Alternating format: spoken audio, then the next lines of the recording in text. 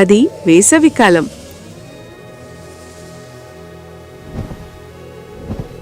ఒక కాకికి చాలా దాహం వేసింది. దాని నోరు ఎండిపోయింది, గొంతు మండుతోంది.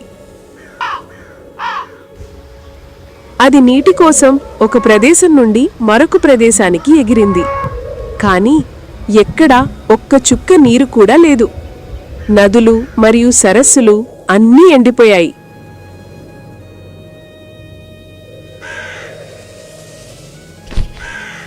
చివరికి ఆ కాకి ఒక ఇంటి దగ్గర ఒక నీటి కుండను చూసింది.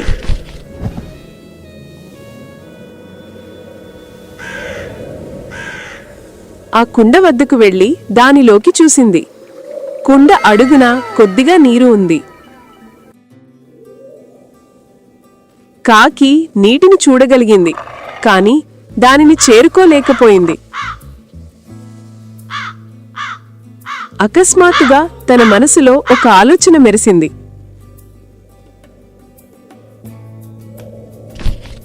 తను నేల నుండి ఒక్కొక్కటిగా రాళ్లను తీసుకొని కుండలో వేసింది.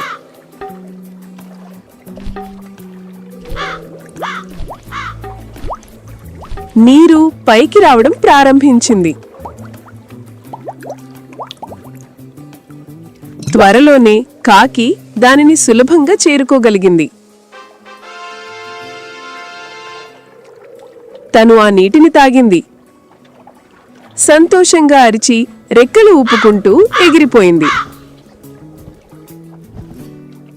కథ యొక్క నీతి: సంకల్పం ఉన్న చోట మార్గం ఉంటుంది.